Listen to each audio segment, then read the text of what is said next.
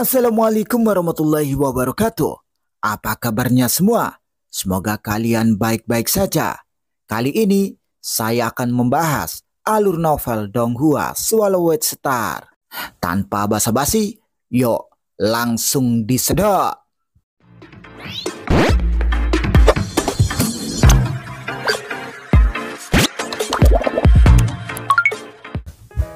Lanjutkan dari cerita sebelumnya.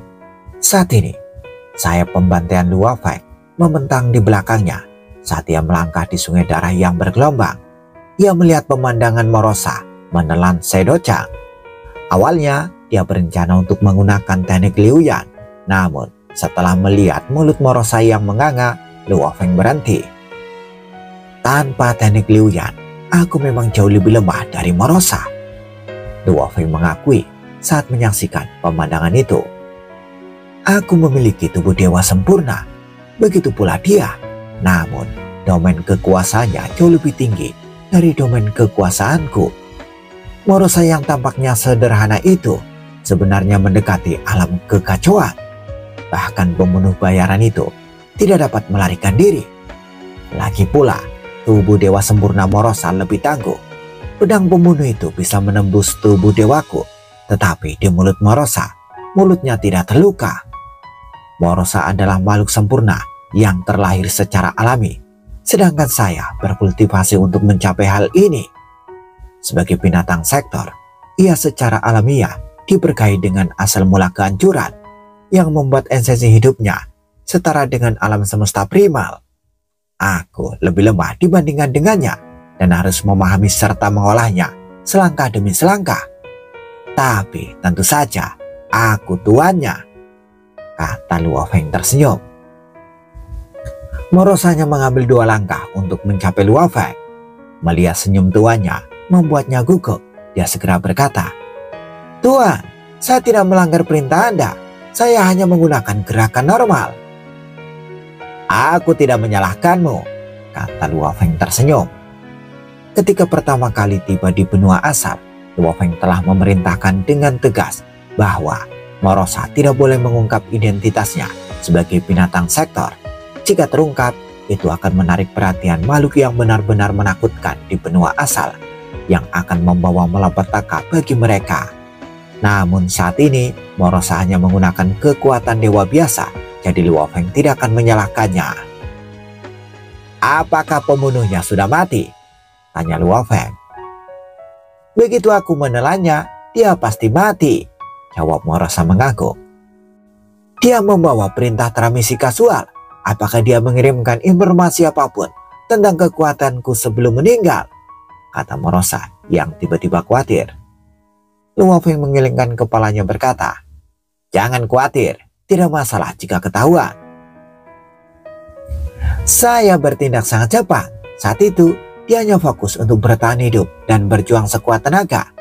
Dia mati saat saya menelannya, jadi dia seharusnya tidak punya waktu untuk menyampaikan pesan apapun.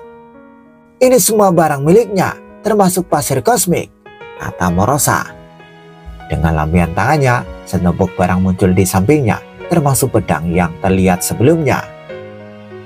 "Berikan padaku, dan jika kau butuh sesuatu, katakan padaku." Luo Feng menerima semua harta karun itu tanpa ragu. "Saya sekarang akan mengasingkan diri untuk mencerna," kata Morosa. "Baiklah."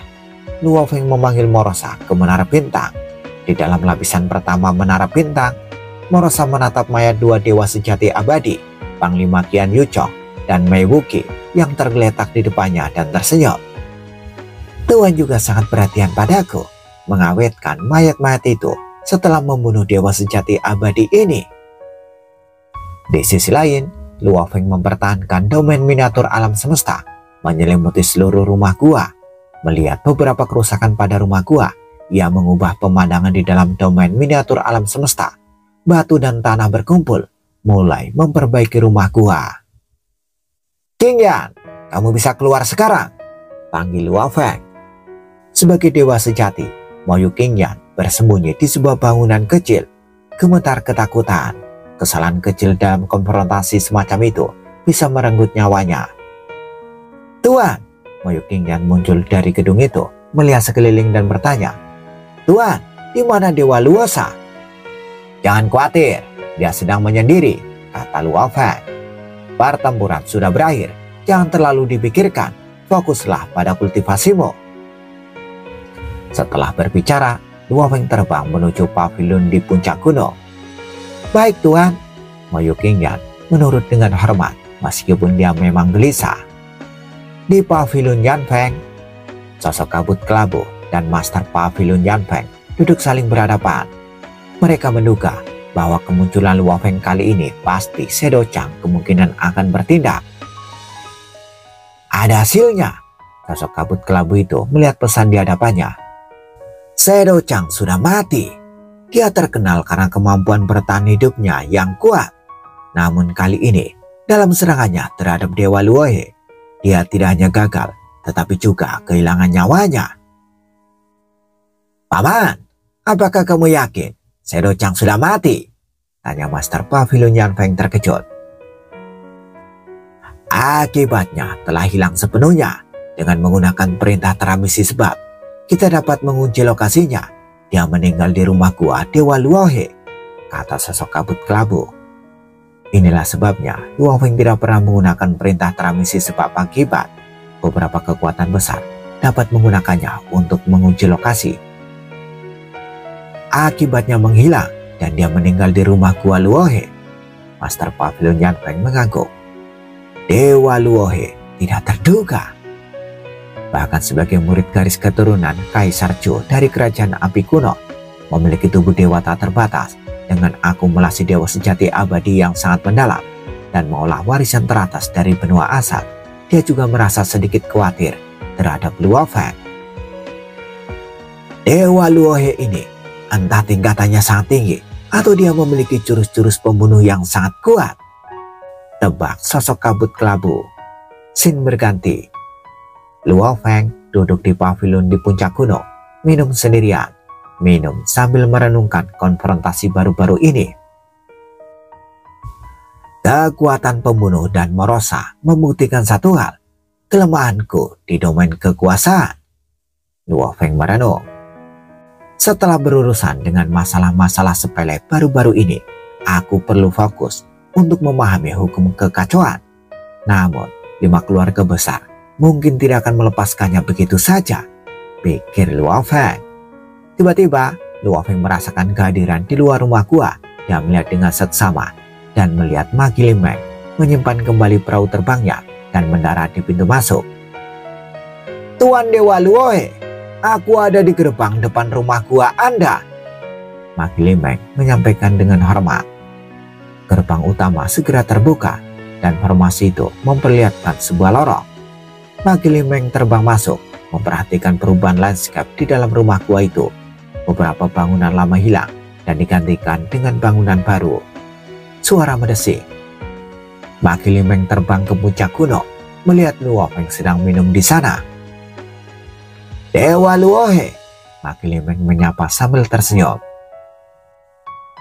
Baru saja selesai bertempur, jadi aku melakukan beberapa perbaikan di rumah gua, kata Luo Feng dari puncak gunung, menatap Magi Limeng.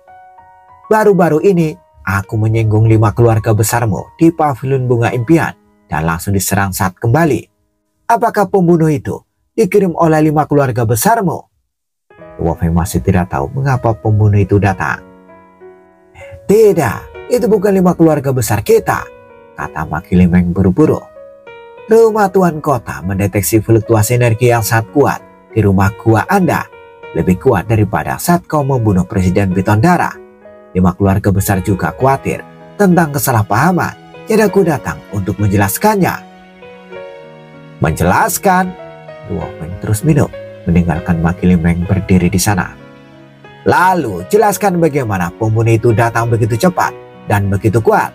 Jika bukan kamu yang mengirimnya, lalu siapa yang mengirimnya? Magi Limeng menjawab. Kami 5 keluarga besar tahu betul kekuatanmu.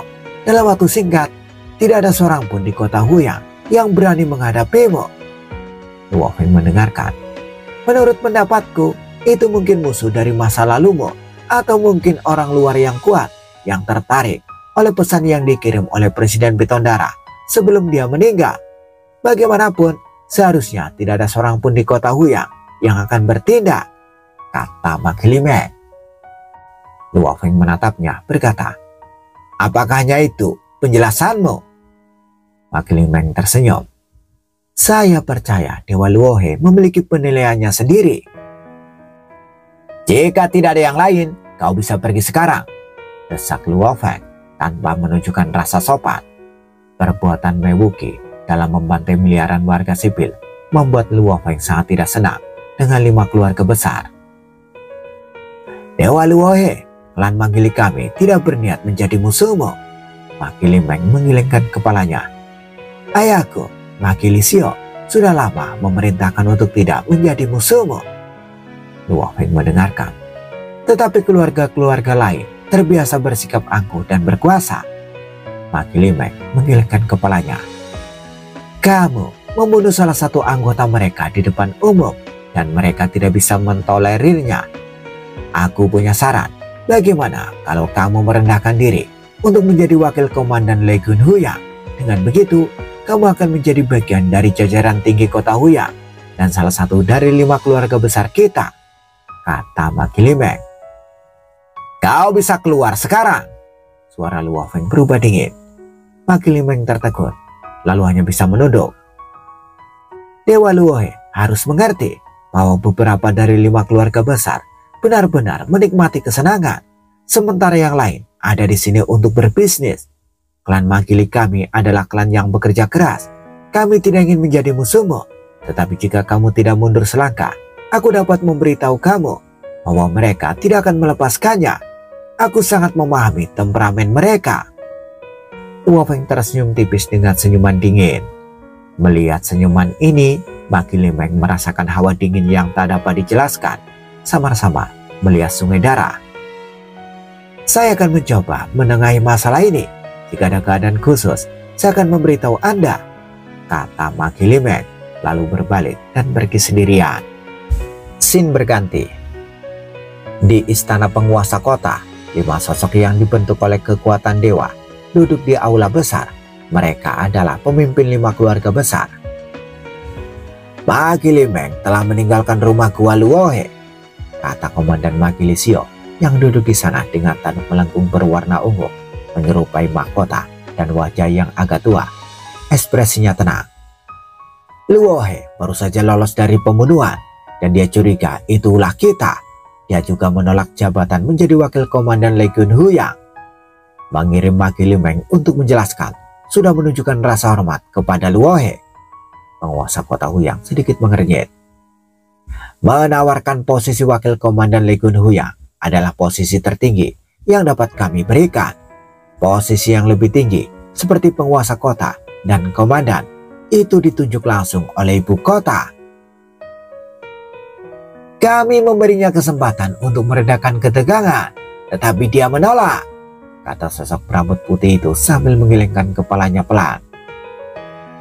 Kami mengambil inisiatif untuk mundur dan dia tetap menolak. 5 keluarga besar kami meliputi 2 keluarga kerajaan dan 3 keluarga besar kekacauan. Kami menekan suara-suara yang bertentangan dalam keluarga kami dan mengambil langkah mundur, tetapi dia tetap menolak niat baik kami, kata sosok yang berpakaian sisik berwarna darah dengan tatapan dingin di matanya. Sebagai kepala cabang keluarga kerajaan klanmu di kota Huyang, Wuku Luo tentu saja memiliki harga diri. Mereka bersedia mundur karena kekuatan Luo Feng yang luar biasa. Kami mundur, tetapi Luohe tidak mau mundur, kata kepala klan Weibo dengan daun-daun tumbuh di tubuhnya memancarkan aura kehidupan yang kaya. Dia berkata dengan santai, kami dapat melihat gambaran yang lebih besar, tetapi banyak dewa sejati abadi di 5 keluarga besar kami tidak dapat menelan penghinaan ini. Semua orang yang hadir memahami hal ini. Kita telah memberinya kesempatan dan dia tidak memanfaatkannya. Kalau begitu, kita harus berusaha keras untuk melenyapkannya.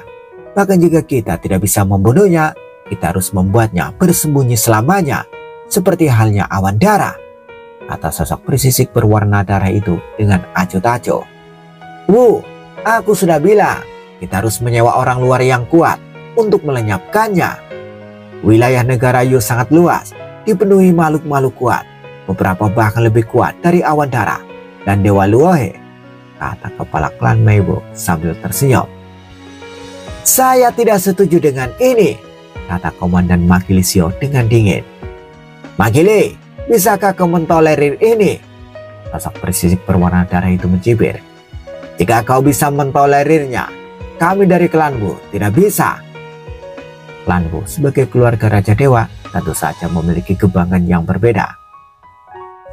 Awan Dara adalah pemimpin faksi Negarasi dan musuh bebuyutan kita.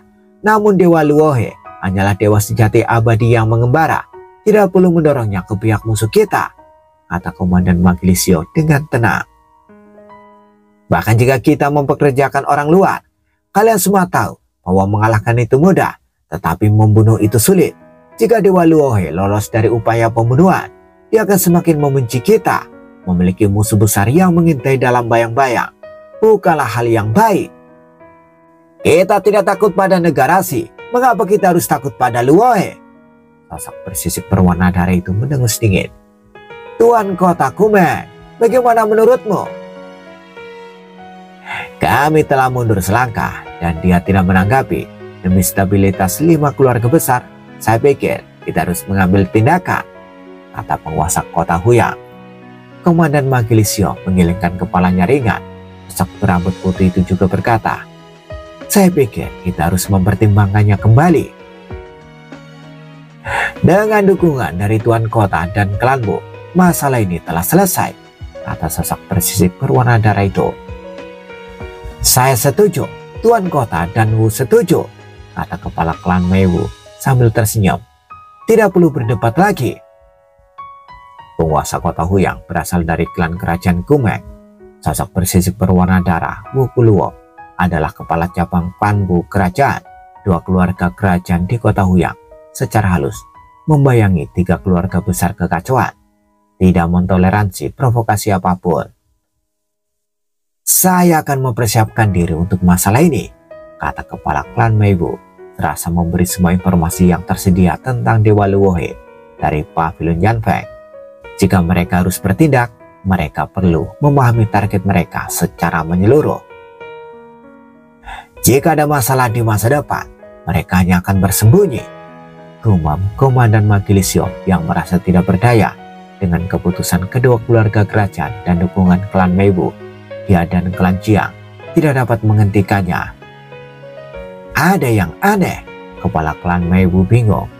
Keempat pemimpin lainnya menatapnya. Saya mencoba membeli informasi terbaru tentang Dewa Luohe dari Pavilion Yanfeng, tetapi harganya 5.000 pasir kosmik, kata kepala klan Meiwu dengan serius sambil menatap rekan-rekannya. Hanya untuk satu informasi, ketika dia menyerang Qian Yuchong dan Mei Wuqi, aku membeli informasinya hanya dengan 100 pasir kosmik. Bahkan belum 1 malam, itu harganya sudah naik begitu banyak, kata sosok berambut putih itu dengan kaget. Semua informasiku hanya bernilai 500 pasir kosmik, bahkan informasi awan darah juga 500 pasir kosmik. Tapi Luohe ini membutuhkan 5.000 pasir kosmik, kata Komandan Magilisio dengan tidak percaya. Balik saja dan lihat apa itu, perintah penguasa kota Huyang. Baiklah, kepala klan Meiwu segera membeli informasi itu.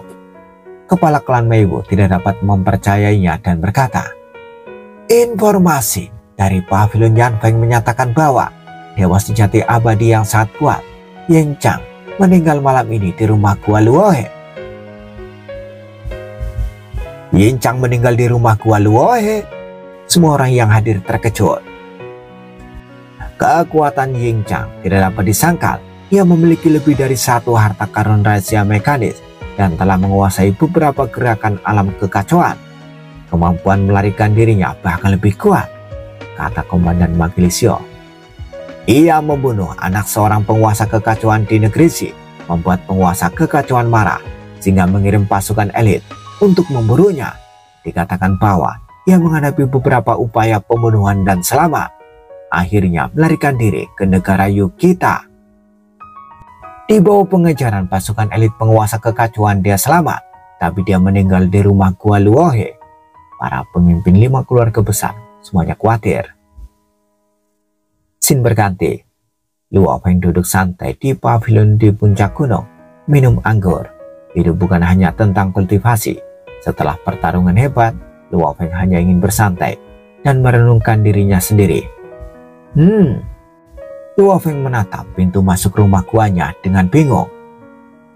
Ma Qilimeng baru saja pergi. Mengapa dia kembali? Itu masih kapal terbang Ma Qilimeng. 3 sosok terbang turun. Ma Qilimeng, seorang lelaki tua yang mirip dengannya tetapi lebih kurus, dan seorang lelaki bermata 3 dengan ekor bersisik ungu emas. Mengapa Magelisio dan Tuan Kota datang? Luo Feng sangat terkejut. King Yan, buka pintunya, perintah Luo Feng dari jauh. Ya, Moyo King Yan segera pergi untuk membuka gerbang utama. Melihat 3 sosok di luar, dia terkejut. Komandan Magelisio, Tuan Kota, kata Moyo King Yan terkejut. Tuan telah mengizinkan kalian masuk, kata Moyo King Yan sambil menahan kegugupannya. Dia tidak keluar untuk menyambut kita, hanya mengirim seorang pelayan untuk membukakan pintu, menunjukkan bahwa dia masih tidak puas, kata penguasa kota Huyang kepada rekannya. Jika aku memiliki kekuatannya, aku akan lebih tidak puas lagi, kata Komandan Magelisio membalas. Penguasa kota dan panglima terbang bersama menuju pavilion di atas gunung tinggi, diikuti Ma Qilimeng di belakang. Di dalam pavilion, Luo Feng duduk sambil minum. Beberapa kendi anggur di sampingnya menandakan ia sudah minum cukup banyak. Tuan Kota dan Panglima datang bersama. Kalian benar-benar menghormatiku, kata Luo Feng sambil tersenyum tipis. Silakan duduk. Dari awal hingga akhir, Luo Feng tidak bangun. Dewa Luohe, penguasa kota Huyang mendesak. Tindakan Mei Wuqi memang kesalahan kami. Sebagai penguasa kota, saya tidak bisa sepenuhnya menahan dewa sejati abadi dalam keluarga. Tindakan Anda kali ini bagus, menanamkan rasa takut yang sebenarnya pada mereka. 5 keluarga besar harus berterima kasih kepada Dewa Luohe, kata Komandan Magelisio. Kita akan memberitahu 5 keluarga besar bahwa tindakan Dewa Luohe itu benar. Jika kita mendapati hal seperti itu terjadi lagi, mereka harus menanggung konsekuensinya. Ini akan lebih menghalangi dewa sejati abadi dari 5 keluarga besar. Mendengar itu, Luo Feng sangat terkejut. 5 keluarga besar telah menundukkan kepala mereka. Ini adalah dia permintaan maaf dari 5 keluarga besar kita. Penguasa kota Huyang melangkah maju dan memberikan sebotol giok. Ini adalah beberapa barang kultivasi tambahan dengan harapan dapat menyelesaikan permusuhan antara penguasa dewa dan 5 keluarga besar kita. Luo Feng memindainya dengan kekuatan dewa dan merasa takjub. Di dalam botol giok itu terdapat cairan putih pucat seperti danau yang dikenal sebagai darah binatang Ye yang terkenal di negeri Yu karena efeknya yang luar biasa dalam memahami hukum-hukum kekacauan. Botol ini saja nilainya sekitar 1 juta pasir kosmik menurut perkiraan Luo Feng. Dewa Luohe, kami tulus jika ada dewa sejati abadi di 5 keluarga besar kota Huyang yang melakukan hal ini lagi. Dewa Luohe dapat menanganinya sesuai hukum negara Yu. Kami akan mendukung Dewa Luohe, kata Komandan Magelisio. Kalian berdua membuatku bingung. Belum lama ini, lebih dari 1 orang mengatakan padaku bahwa 5 keluarga besar tidak akan membiarkan hal ini terjadi begitu saja, kata Luo Feng. Ma Qilimeng merasa sedikit canggung. Dia sendiri yang mengatakannya. Dunia ini pada akhirnya menghargai kekuatan. Sekarang, Dewa Luohe, informasi lengkapmu di pavilion Yanfeng berharga 5.000 pasir kosmik. 5 keluarga besar kami tentu saja menghargai kekuatanmu, kata Komandan Magelisio. Setelah menyadari kekuatannya, para pemimpin 5 keluarga besar memahami satu hal. Di kota Huyang, istana penguasa kota dan faksi negarasi mewakili dua kubu saling bermusuhan. Dahulu di kota Huyang ada kekuatan transenden yang tidak dapat diprovokasi oleh kedua belah pihak, yaitu Pavilion Yanfeng. Namun sekarang di kota Huyang ada satu entitas lain yang berdiri di atas kedua sisi di samping Pavilion Yanfeng, yaitu Dewa Luohe. Luohe tercengang.